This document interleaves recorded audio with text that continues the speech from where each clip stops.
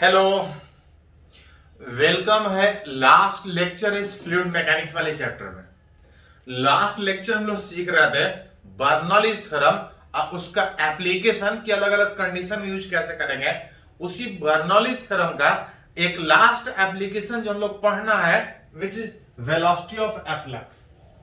इससे जनरली हमेशा एक क्वेश्चन रहता है। जनरली बर्नौलीज थ्योरम पे अगर किसी एग्जाम में पूछा जाता है तो इसी से पूछा जाता है क्या? देखिए थोड़ा सा, अगर किसी टैंक में कुछ एरिया होगा, इस टैंक का मान ले रहे हैं ए be the area of tank. जब तक नहीं कुछ बोला जाए एरिया इस टैंक का बड़ा माने। हाँ, अगर बोला है तो छोटा ही मानना पड़ेगा। तभी कुछ मान रहे हैं। Let a be the area of tank and इस टैंक में अगर कोई लिक्विड भरा है, होल पंच करेंगे, लिक्विड इस होल से बाहर आएगा।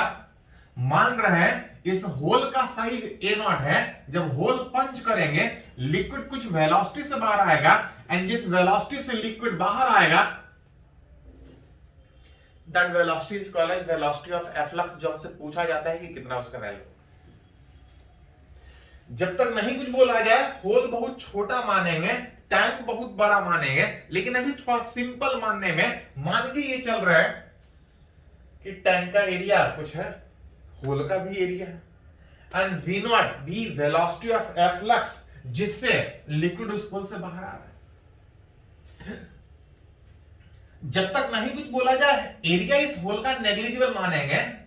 इस एरिया नेग्लिजिबल होने के कारण अगर लिक्विड बाहर निकला तो इसके लेयर पे कोई फर्क नहीं पड़ेगा, वो धीरे धीरे आएगा। बहुत आसान होता है। लेकिन कभी कभी ऐसा क्वेश्चन बोलेगा कि इस होल का एरिया और इस टैंक का एरिया अगर कंपेरेबल है तो इस लिक्विड के बाहर निकलने से इसके लेयर पे फर्क पड़ेगा, ये भी कुछ वेलोसिटी से नीचे आएगा। जब तक नहीं कुछ बोला जाए टैंक का एरिया बड़ा मानेंगे, वेलोसिटी नेग्लिजिबल विच जीरो मानेंगे। लेकिन बहुत बार उस तरह से रहेगा कि एरिया कंपेरेबल, तो अभी थोड़ा सा कंपेरेबल मान के चल रहे हैं। बाद में अगर जरूरत पड़ा तो इसको बड़ा मान ले। बोल रहा है कि होल पंच करेंगे, लिक्विड बाहर आएगा, कुछ वेलोसिटी से बाहर आएगा। यही निकालना चाहते हैं कि कितने वेलोसिटी से बाहर आएगा। पढ़े हैं कि अगर कोई लिक्विड एक जगह से किसी दूसरे जगह से मूव कर रहा है तो एक इक्वेशन कंटिन्यूटी ऑफ इक्वेशन से लिख सकते हैं कि अगर इस होल का एरिया अगर ए नॉट, अगर लिक्विड वी नॉट वेलोसिटी से बाहर निकला, ये लिक्विड इसी टैंक से बाहर जा रहा होगा। अगर इस टैंक का एरिया अगर ए, स्पीड अगर v, तो आप लिख सकते हैं इक्वेशन ऑफ कंटिन्यूटी। जैसे हमको ये वेलोसिटी चाहिए और ये अननोन है, दो अननोन सोल्व करने के लिए कम से कम एक और इक्वेशन चाहिए। पढ़े हैं कि अगर कोई लिक्विड एक जगह से दूसरी जगह मूव करे तो एक और इक्वेशन लिख सकते हैं, बर्नौलीज थ्योरम। पढ़े हैं बर्नौलीज थ्योरम रिलेट करके बताता है कि अगर कोई लिक्विड एक जगह से दूसरी जगह मूव करे, स्पीड चेंज करेगा, प्रेशर किस तरह से हाइट के हिसाब से चेंज करेगा। आप चाहे तो यहां से इक्वेशन से लिख सकते। मान के चले अगर ये पॉइंट 1 जहां से लिक्विड बाहर निकल रहा है और दूसरा पॉइंट जिसको हम रिलेट करना चाह रहे हैं, ये दो पॉइंट, यही दो लिक्विड यहां से यहां तक गया है। अगर उस दोनों को, अगर दोनों पॉइंट पे अगर बर्नौलीज थ्योरम अप्लाई करें, देख सकते हैं। अगर इस वन पॉइंट पे बात करें व्हाट इज द प्रेशर, तो ये एयर में बाहर निकल रहा है। और अगर एयर में बाहर निकलने का बात कर रहे हैं वेलोसिटी, अंदर में तो लिक्विड रेस्ट में। अगर वेलोसिटी का बात कर रहे हैं तो हमको बाहर में सोचना पड़ेगा। बाहर open to air, what is the pressure? Atmospheric pressure. ये बताता था हाइट। हाइट इस बात पे डिपेंड करता था कि रेफरेंस कहां से लेना। अगर इसी लेवल को अगर रेफरेंस ले तो यहां से ऊपर टैंक के लेवल से कुछ नीचे होल पंच किए होंगे, मान ले रहे h हाइट। अगर रेफरेंस यहां से लिए हैं तो उसका हाइट 0, वहां पे स्पीड कितना? Half rho v naught speed. ये लिक्विड इस 2 पॉइंट से मान के चल रहे हैं कि आ रहा है, ये भी 2 point open to air, what is the pressure? Atmospheric pressure. Reference यहां लिए हैं तो ये पॉइंट कुछ ऊपर है, h हाइट ऊपर, रो जी। वहां पे लिक्विड की कुछ वेलोसिटी का बात है, हाफ रो वीएस। एक पॉइंट यहां भी ले सकते थे, तो एक पॉइंट यहां भी ले सकते हैं।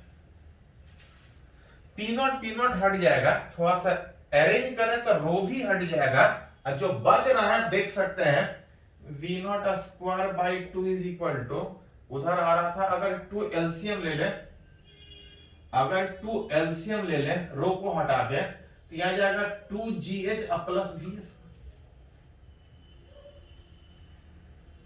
वी नॉट स्क्वायर बराबर 2GH प्लस VS, जिसमें हमको ये वाला वेलोसिटी चाहिए, ये वाला वेलोसिटी चाहिए, ये वाला फालतू का अननोन। फालतू के अननोन में इस VS स्क्वायर को अगर हटाया जाए यहां से, तो आप लिख सकते हैं A not V not divide by A इसका होल स्क्वायर। V नॉट को इधर लेके आइएगा जो मेरे को चाहिए, तो V naught square 1 minus A naught by A का whole square is equal to 2GH। अब तब जो वेलोसिटी मेरे को चाहिए under root 2GH divide by 1 minus A naught by A का whole square, that is the velocity उस liquid का जो इस होल पंच करने के बाद यहां से बाहर निकल। It is independent of density.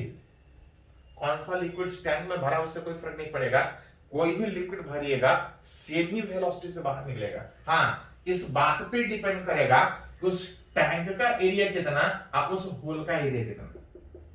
हाँ, जनरली जब तक नहीं कुछ बोला जाए, टैंक का एरिया बहुत बड़ा मानेंगे उस होल के एरिया में, होल के एरिया से। अगर टैंक का एरिया अगर बहुत बड़ा मानेंगे, अगर ये बहुत बड़ा है, अगर ये बहुत छोटा है, तो बहुत छोटे से बहुत बड़ा का डिवाइड करेंगे तो ये बहुत कम आएगा, स्क्वायर करेंगे तो और कमेगा, 1 के कंपेयर में नेग्लिजिबल हो जाएगा। इसका अप्रोक्सीमेटली 1 लिख सकते। और अगर इसको अप्रोक्सीमेटली 1 लिखिएगा तो वेलोसिटी जिससे लिक्विड बाहर आएगा which under root 2GH। Under root 2GH में इस बात पे डिपेंड कर रहा है कि टैंक में जो होल पंच किए हैं वो कितना नीचे पंच किए। जितना टैंक में नीचे होल पंच करेंगे, टैंक में होल जितना नीचे पंच करेंगे उतना ज्यादा वेलोसिटी से लिक्विड बाहर गिरेगा। It is also directly proportional to G पे डिपेंड कर रहा है। जी पे डिपेंड करने का मतलब जी इफेक्टिव याद कीजिए थोड़ा सा। जी इफेक्टिव का वैल्यू जैसे पहले अभी तक यूज करते थे विच वेक्टर जी माइनस,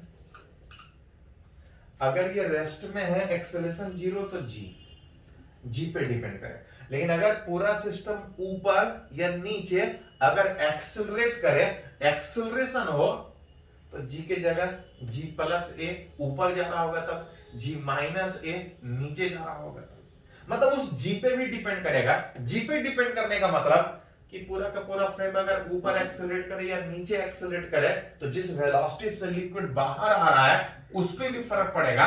जितना होल नीचे पंच कीजिएगा वेलोसिटी उतना ज्यादा। जब तक नहीं कुछ बोला जाए सिंपल ये मान के चलेंगे, एरिया होल का बहुत छोटा, लिक्विड वेलोसिटी से बाहर निकलेगा अंडर रूट 2GH। अगर होल बहुत छोटा कंपेरेबल है तो वेलोसिटी कुछ इतना। और भी पॉइंट है इसमें, पहले इसको नोट कीजिए तो हम लोग बात करते हैं। इसको नोट कीजिए।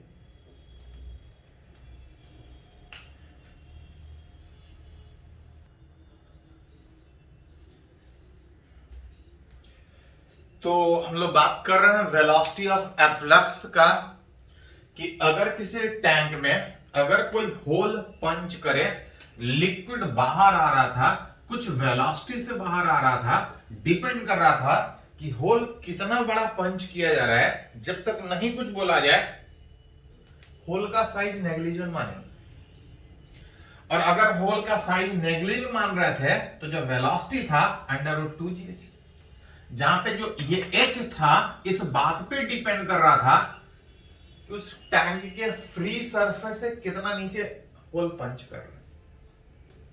इस टैंक का हाइट क्या है उससे कोई फर्क नहीं पड़ रहा। टैंक में जो लिक्विड भरा है, फ्री सरफेस से होल कितना नीचे पंच किए हैं, इस बात पे डिपेंड कर रहा था कि लिक्विड किस वेलोसिटी से बाहर है। होल पंच करेंगे, लिक्विड बाहर आएगा, कुछ दूर जाके गिरेगा, जितना दूर जाके गिरेगा इज कॉल्ड एज, जैसे प्रोजेक्टाइल में पढ़े थे कि किसी पार्टिकल को फेंकते हैं कुछ दूर जाके गिरता है, उसको रेंज बोलते हैं। बिल्कुल इसी तरह से यहां भी इसको रेंज पुकारते हैं। होल पंच कर रहे थे, लिक्विड बाहर आ रहा था, कुछ दूर जाके गिर रहा था, जितना दूर जाके गिर रहा था that is called as range. पूछा जाता है उस रेंज का वैल्यू कितना होगा, निकाल के दिए।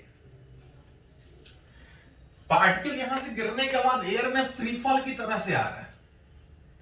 जब एयर में फ्री फॉल की तरह से गिरेगा तो याद कीजिए जो रेंज था इट इज डिस्प्लेसमेंट, कौन से डायरेक्शन में, एक्स में। जब आप एक्स में डिस्प्लेस का बात कीजिएगा सारा डाटा एक्स का, प्रोजेक्टाइल मोशन।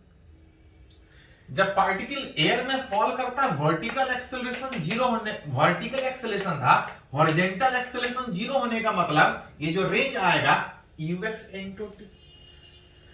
ux मतलब कौन सा वेलोसिटी से वो हॉरिजॉन्टली फॉल कर रहा है, जितना भी वेलोसिटी यहां पे है सारा हॉरिजॉन्टली।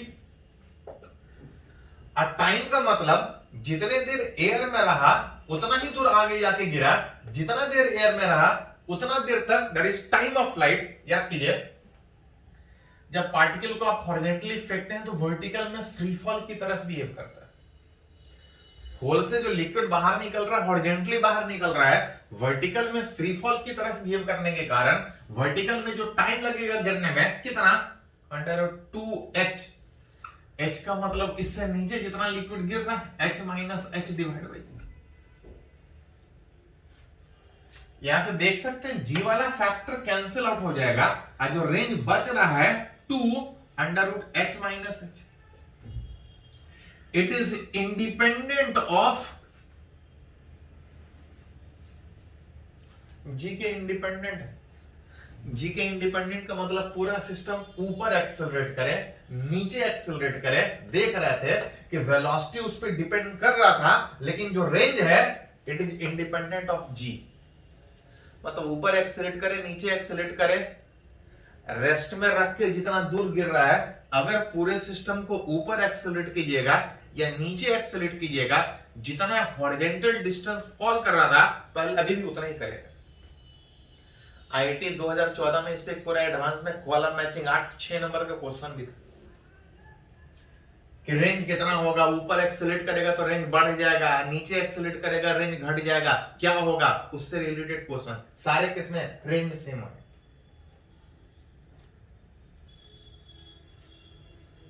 इसमें कभी कभी एक और चीज पूछा जाता है कि रेंज सेम कब हो। एक्चुअली थोड़ा सा इसमें एक पॉइंट है, सेम रेंज से पहले कभी कभी इसमें एक चीज और पूछा जाता है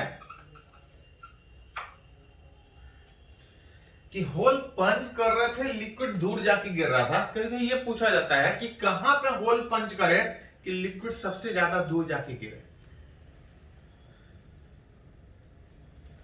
रेंज किस पे डिपेंड कर रहा है कि होल कहां पे पंच करे। पूछा जा रहा है फॉर रेंज मैक्सिमम होना चाहिए।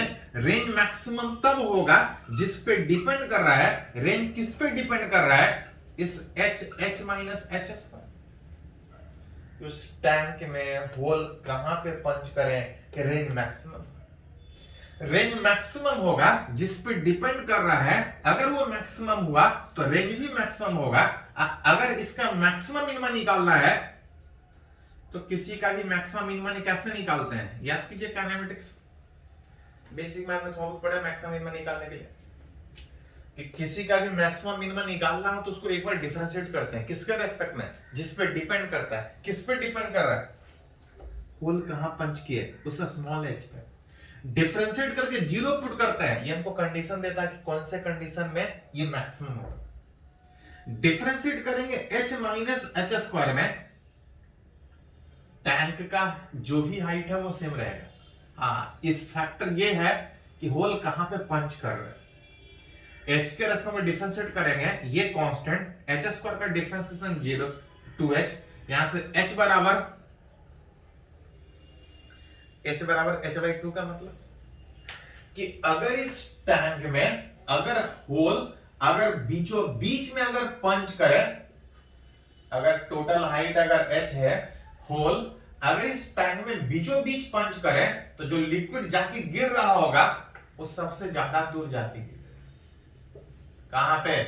तो उस v बराबर √2gh में उस 2gh का वैल्यू कितना? बीचों बीच होल पंच करेंगे तो रेंज मैक्सिमम। इसका मतलब कि इससे ऊपर पंच करेंगे तो लिक्विड पहले गिरेगा, अगर इससे नीचे पंच करेंगे तो भी पहले गिरेगा। बीचों बीच में मैक्सिमम हो रहा है, मतलब इससे ऊपर पंच करें तो भी कम दूर और नीचे पंच करें तो भी कम दूर। तो कभी कभी ये क्वेश्चन पूछा जाता है कि अगर किसी होल को अगर एच हाइट पे पंच कर रहे हैं तो दूसरा होल कितने डिस्टेंस पे पंच करें कि जितना दूर ये गिर रहा है उतना ही दूर ये भी गिरे, रेंज सेम हो। कभी कभी ये पूछा जाता है। रेंज का फॉर्मूला पता है, पूछ रहा है कि कितने हाइट पे होल पंच करें, दो होल की रेंज सेम हो।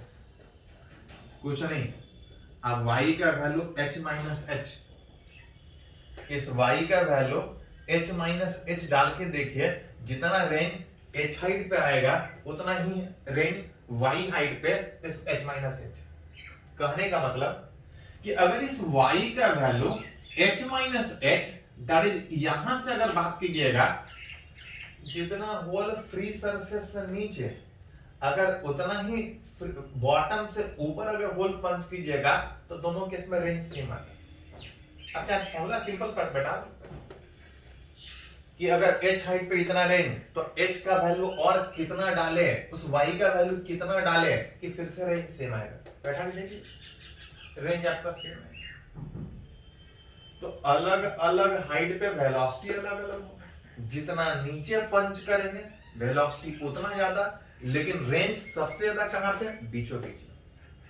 अगर इससे ऊपर होल पंच किए तब भी पहले गिरेगा, नीचे पंच किए तब भी पहले गिरेगा, सेम डिस्टेंस पे गिरेगा। अगर यहां से h हाइट और अगर बॉटम सरफेस से भी h हाइट विच यहां से h माइनस h हाइट पे पंच करें तो रेंज आपका सेम आएगा। इस तरह से पूछा जाता है। कुछ और भी पॉइंट इससे रिलेटेड पूछा जाता है, पहले इसको थोड़ा सा नोट कीजिए, इसको नोट कीजिएगा।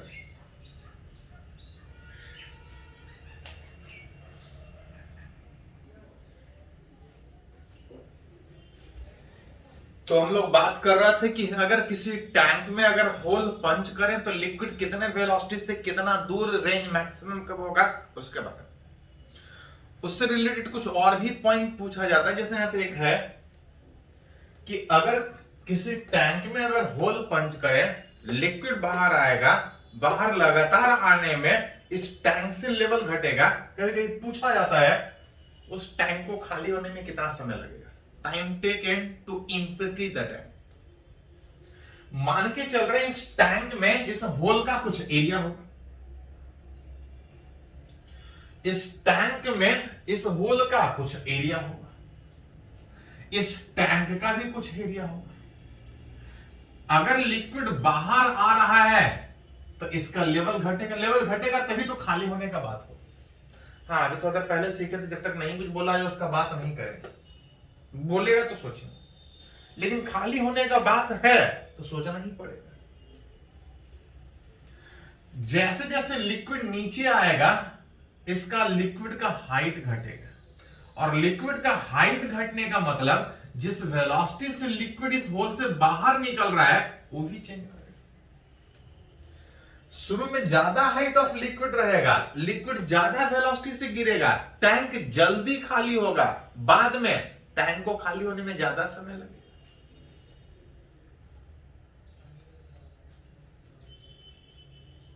As liquid comes out from hole, आप बोल सकते हैं कि जिस रेट से लिक्विड उस होल से बाहर निकल रहा होगा वही उस टैंक से भी बाहर हो रहा होगा। जहां पे dv by dt इस होल का अगर लिखें तो ये रेट ऑफ फ्लो है। रेट ऑफ फ्लो किसी होल जिसका एरिया अगर है तो कितना होता है, तब होता है area into velocity that is equal to कितना, √2g।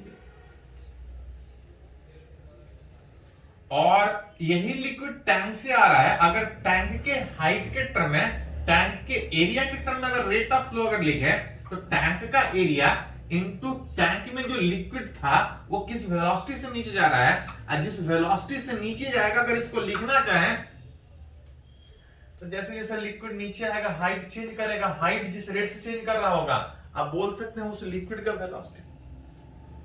v बराबर dy बाई dt नहीं माइनस dy बाई dt।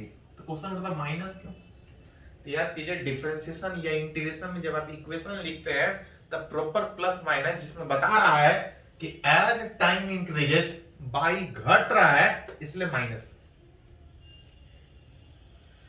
यही टाइम मेरे को चाहिए कि समय के हिसाब से लिक्विड जो बाहर निकल रहा है उसके कारण टैंक कितने देर में खाली होगा।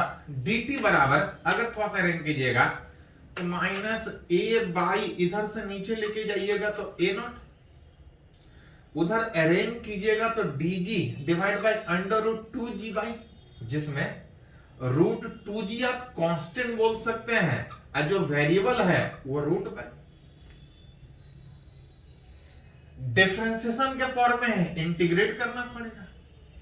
इंटीग्रेशन में y वेरिएबल है इनिशियली t इक्वल टू 0 पे, अगर टैंक अगर मान लेते हैं h1 खाली है, h1 बराबर अतः रिलेट करना चाह रहा है कि टैंक को पूरा खाली होने में कितना समय लगेगा, जिसमें dt का इंटीग्रेशन t लिमिट डालेंगे तो खाली अपर लिमिट लोअर लिमिट पे 0 आएगा, minus A by A not 1 by 2g ये कांस्टेंट था बाहर होगा, और dy बाई रूट बाई का इंटीग्रेशन 2 रूट बाई,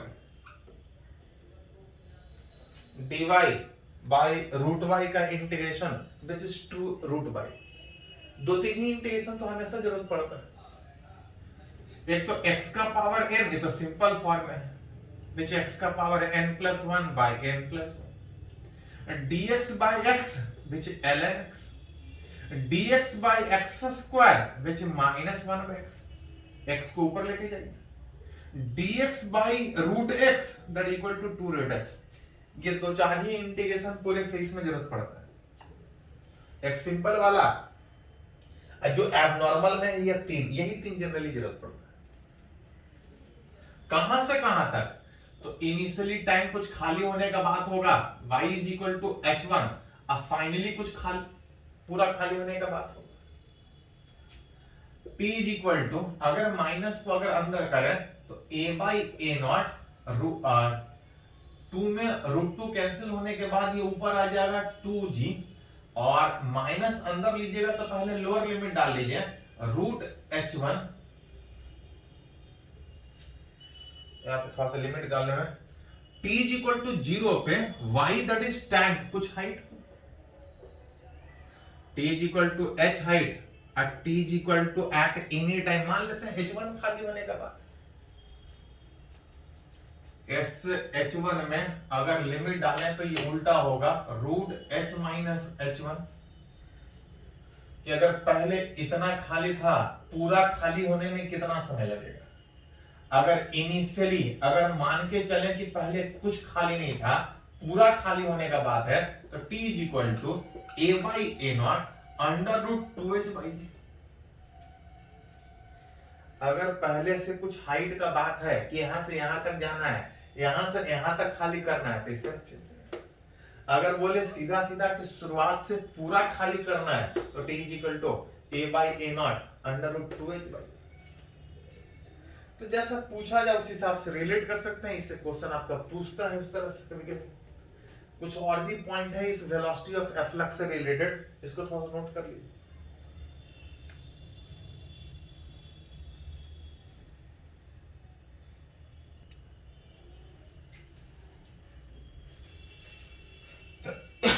तो अब एक फॉर्मूला डिराइव किया कि अगर किसी टैंक में लिक्विड भरा है, पहले कुछ हाइट तक था, बाद में कुछ और हाइट तक आना है, हाइट चेंज करने में खाली हमें कितना समय लगेगा, रिलेट कर रहे थे। तो टी बराबर A by A not 2 by under root 2 by G root H minus H, कि पहले अगर टैंक इतना खाली होने का बात है, बाद में इतने खाली होने का बात है, तो कितना समय लगेगा। उसी पे एक छोटा सा न्यूमेरिकल है, बोल रहा है a tank is filled with water up to height h a small hole is punched. Let T1 be the time taken to empty first half.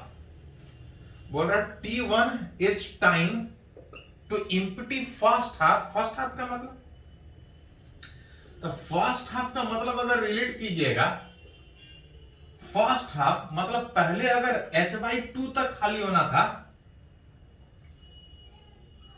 Total अगर h हाइट है, बाद में h/2 तक खाली होना है। h से h/2 हाइट तक खाली होने समय बोल रहा है फर्स्ट ऑफ द टाइम खाली होने में T1 समय और T2 भी time taken to empty rest half of the time. Rest half का मतलब आप बोल सकते हैं कि जो समय लग रहा है कि बाद में जो बचा h/2 हाइट था, h/2 फाइन। देखो पहले अगर टैंक इतना खाली होने का बात है, टोटल इतना खाली होना है, तो यहां पे क्या था कि h हाइट तक पूरा टैंक भरा हुआ है h/2 खाली होने का बाद में h/2 था, अब पूरा खाली होने का बाद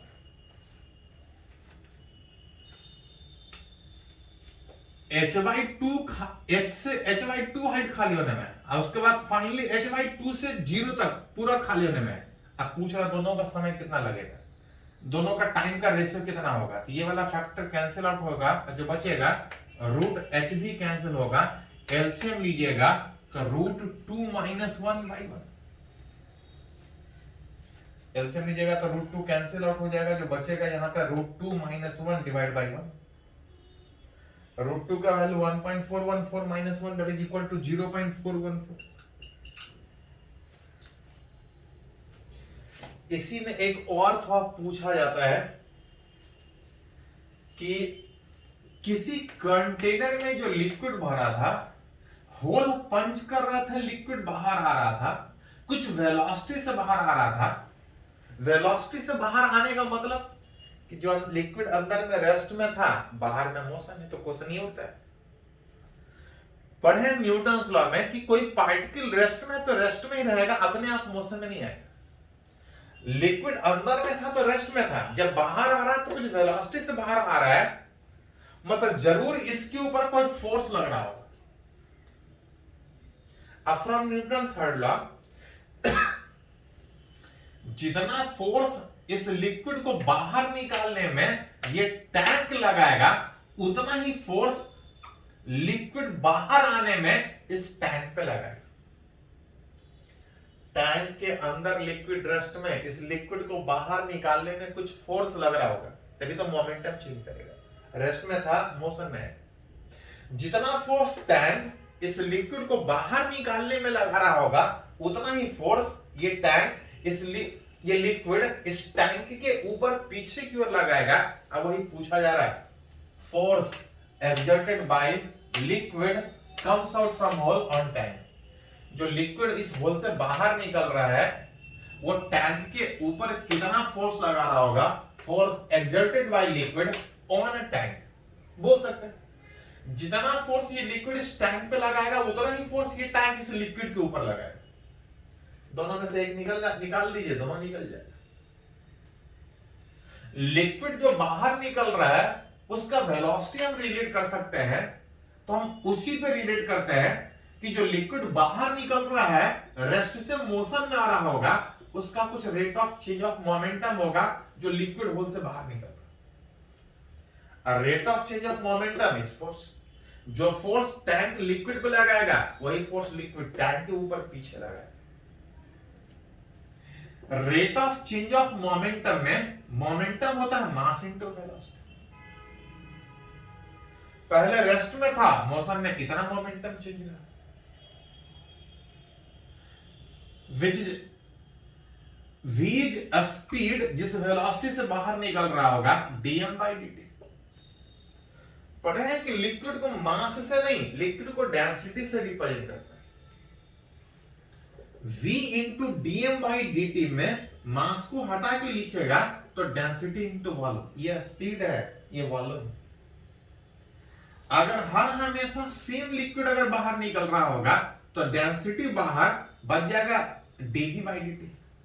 यहां पे पढ़े हैं dv/dt is rate of flow, पर सेकंड में कितना लिक्विड बाहर निकलेगा, इज इक्वल टू कितना, तो area into velocity, which is rate of flow को हटा के अगर स्पीड के टर्म में लिखे तो एरिया इनटू वेलोसिटी, मतलब जो फोर्स लग रहा होगा रो ए इनटू वीएस,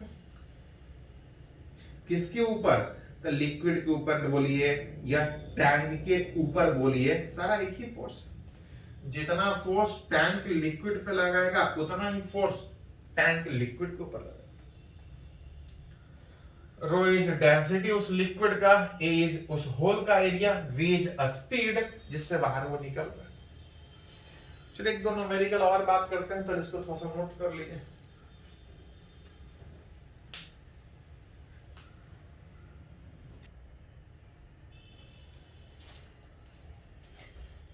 तो अभी हम जो पढ़ रहे थे वेलोसिटी ऑफ एफ्लक्स, उससे रिलेटेड कुछ एग्जाम्पल का बात करें।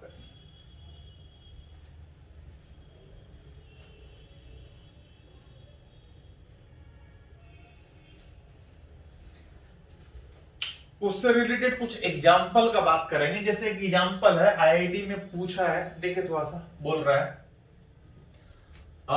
लार्ज ओपन टैंक, एक बहुत बड़ा टैंक इस तरह से ओपन टैंक है, ऑफ नेग्लिजिबल मास, मतलब टैंक का मास बहुत नेग्लिजिबल मान के चल रहा है, और यूनिफॉर्म क्रॉस सेक्शन एरिया, हर जगह area same a, have a small hole of area दिया हुआ है, जो होल पंच कर रहा है, at its bottom, that is जो होल है वो सीधा सीधा आप नीचे मान सकते हैं इस तरह से, सबसे लोअर साइड होल पंच है, लिक्विड बाहर निकलेगा। बोल रहा था container is kept on a smooth horizontal surface, कहीं पे कोई फ्रिक्शन का बात नहीं है, स्मूथ सरफेस पर है। And container of liquid of density rho, इस कंटेनर में जो लिक्विड उसका डेंसिटी दिया है और जो लिक्विड है वो मास दिया है m नॉट। अब बोल रहा है liquid start comes out from hole, start that is पूरा भरा था, लिक्विड स्टार्ट में बाहर निकलना स्टार्ट किया, दिया है डेंसिटी, दिया है मास, जो होल पंच किया बोल रहा है बॉटम पे, लेकिन इसका हाइट नहीं दिया है। Given mass of liquid in container, उस जो लिक्विड का मास दिया है उस कंटेनर में हाइट नहीं दिया है, लेकिन हमको पता है कि जब लिक्विड बाहर आता है तो जो वेलोसिटी होता है वो हाइट पे डिपेंड करता है। अगर उस हाइट को रिलेट करें तो मास बराबर डेंसिटी इनटू वॉल्यूम में, डेंसिटी इनटू वॉल्यूम में, एरिया अगर हर जगह ए था, हाइट अगर h है, तो जरूरत पड़े तो हाइट निकाल सकते हैं m not by rho into A. Liquid कुछ वेलोसिटी से बाहर निकल रहा है, उस होल का एरिया दिया हुआ पढ़े हैं कि जब लिक्विड बाहर निकलेगा कुछ वेलोसिटी से बाहर निकलेगा, अगर वेलोसिटी कंपेरेबल था, याद कीजिए थोड़ा सा, h बराबर ये आ रहा था m not by rho into A. जो लिक्विड बाहर आ रहा है, जो वेलोसिटी ऑफ एफ्लक्स है, पढ़े थे v बराबर था √2gh1 minus a naught by a का होल स्क्वायर। ये तब था जब एरिया कंपेरेबल था। एरिया कंपेरेबल का मतलब होता है 10 टाइम डिस्टेंस छोटा, लेकिन जो होल पंच किया है, जो एरिया उस होल का दिया है a/100, 100 टाइम छोटा है। 100 टाइम छोटा जब डालिएगा तो ये 1 से बहुत नेग्लिजिबल आ जाएगा। अब बहुत नेग्लिजिबल आने में जो वेलोसिटी होगा √2g। अगर 10 टाइम्स 20 टाइम्स रहता छोटा तो कंपेरेबल होता। एरिया उस होल का 100 टाइम छोटा है, 1 के कंपेयर में। आप बैठा के भी देखिए 1 के कंपेयर में बहुत नेग्लिजिबल आ जाए। लेकिन वेलोसिटी नहीं पूछा है, बोल रहा है कैलकुलेट एक्सेलरेशन ऑफ कंटेनर। अभी तो अगर पहले एक पॉइंट निकाले थे कि जैसे टैंक से लिक्विड बाहर निकलेगा, लिक्विड पर फोर्स लगेगा, और जितना फोर्स लिक्विड पर लगेगा उतना फोर्स टैंक पे पीछे लगेगा। और अगर स्मूथ सरफेस पर रखा है तो इस लिक्विड के बाहर आने के कारण जो फोर्स लग रहा है उसके कारण एक्सेलरेशन ऑफ कंटेनर का बात कीजिएगा तो A is equal to force divide by mass. पढ़े हैं कि अगर होल से लिक्विड अगर बाहर निकलेगा तो फोर्स था रो इंटू ए इंटू वीएस। एरिया किसका? उस होल का जिससे लिक्विड बाहर निकल रहा है, डिवाइड बाय मास। वो तो दिया था कि कंटेनर का मास m नॉट है, कंटेनर नहीं, कंटेनर में जो लिक्विड है उसका मास m नॉट, कंटेनर तो मासलेस था। रो इंटू एरिया उस होल का दिया है a/100। वेलोसिटी जो लिक्विड उस होल से बाहर निकल रहा है √2gh में 2gh divide by m not. यहां से थोड़ा सा अरेंज कीजिएगा, रो a/100 इंटू 2gh नहीं दिया था लेकिन हम लोग निकाल लिया m not by rho into a divide by m not. देख तो कुछ कैंसिल आउट हो रहा है क्या? रो इंटू a वाला फैक्टर हट जाएगा, m नॉट वाला फैक्टर हट जाएगा और जो एक्सेलरेशन आ रहा है 2 कैंसिल होने के बाद g/50। लिक्विड बाहर जाएगा, टैंक पीछे आएगा, टैंक पीछे कुछ एक्सेलरेशन से आएगा, 2 कैंसिल आउट होने के बाद जो एक्सेलरेशन आएगा इज इक्वल टू 1/5 मीटर पर सेकंड। बाकी वाला फैक्टर कैंसिल आउट हो जाएगा। इसी में बोल रहा है velocity of efflux when 75% of liquid has drain out. Velocity of efflux जो आ रहा था v बराबर √2gh, h में बोल रहा है कि 75% ऑफ लिक्विड बाहर आ गया, तो 75% एरिया हर जगह सेम होने का मतलब 75% when 75% of liquid drain out, 75% liquid बाहर आने का मतलब हाइट भी 75% घटेगा।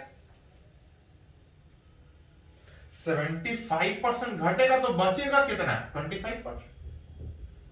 पूरा 75% ड्रेन बाहर निकलने के बाद तो बचेगा 25%। 25% लिक्विड बचने का मतलब 25% of h, which √2g 25% of height का मतलब हो गया 1/4 ऑफ टोटल हाइट। हाइट नहीं दिया था, मास और डेंसिटी दिया था।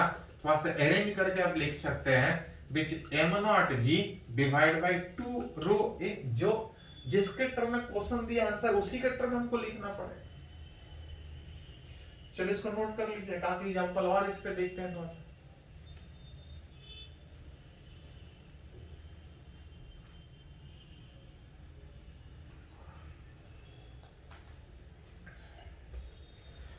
तो एक दो एग्जांपल अगर और इस वेलोसिटी ऑफ एफ्लक्स पे अगर बात करें, ये दोनों भी क्वेश्चन आईआईटी में पूछा, सिंपल है, जेईई मेन में भी इस तरह से पूछ सकता है, नीट में भी इस तरह से पूछ सकता है। लेकिन थोड़ा सा बोल रहा है कि किसी टैंक में लिक्विड भरा है h = 3 मीटर पे, एक होल यहां से 52.5 सेंटीमीटर पे एक होल पंच कर रहे हैं, लिक्विड कुछ वेलोसिटी से बाहर निकलेगा। बोल रहा है find the square of speed of the liquid comes out from whole.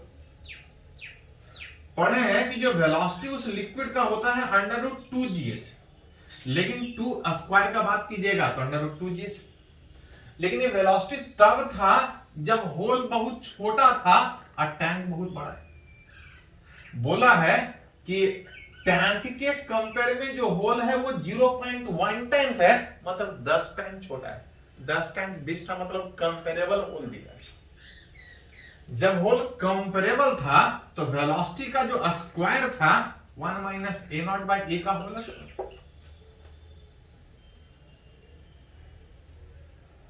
यही स्क्वायर ऑफ वेलोसिटी पूछा है जब एरिया दिया है कितना है, जिसमें 2gh का वैल्यू।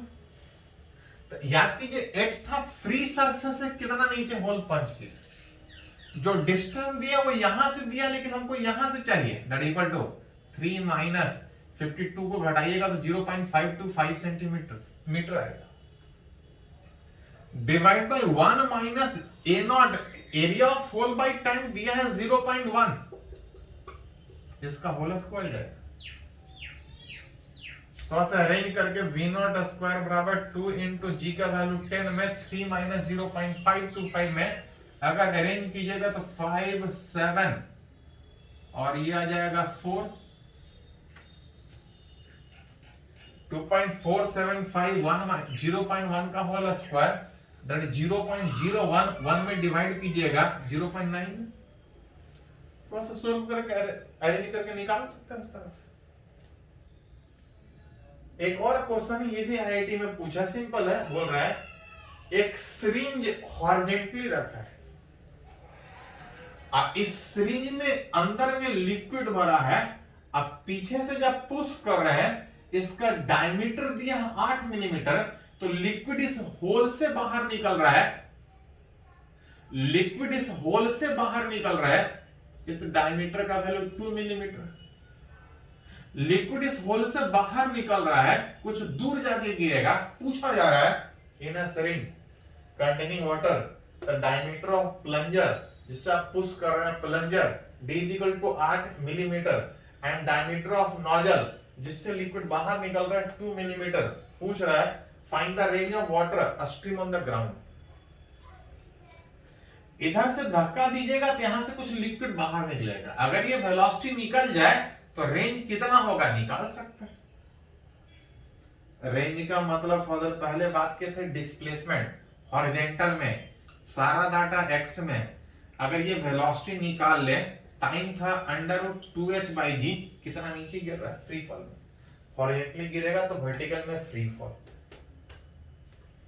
अगर हम स्पीड निकाल ले कि किस स्पीड से लिक्विड बाहर निकल रहा है, तो √2h मतलब कितना नीचे गिरा, 1.25 g का वैल्यू है, बस खाली स्पीड निकालना है। जो लिक्विड बाहर निकल रहा था इसके धक्का देने से, पुश करने से, from equation of continuity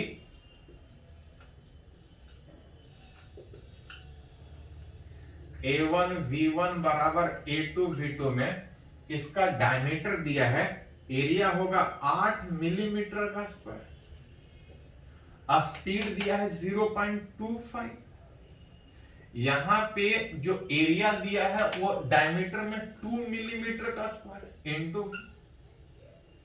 millimetre वाला डाटा कट जाएगा, π/4 कैंसिल आउट, जो बचेगा 8 स्क्वायर मतलब 64 डिवाइड बाय 4 मतलब 16 इनटू 0.25 का मतलब 1/4, यह आ जाएगा 4, यहां सोल्व कीजिए 64/4 that is 16 into 1/4 that is 4, v का वैल्यू 4, यहां से अरेंज करके निकाल सकते। 1.25 into 2 that is equal to 2.25 आएगा, 2.5 आएगा, 10 से डिवाइड कितना करना पड़ेगा, निकाल सकते हैं इसका रेंज, सारा डाटा ऐसा में मीटर में निकल जाएगा। चलो इसको नोट कर लीजिए।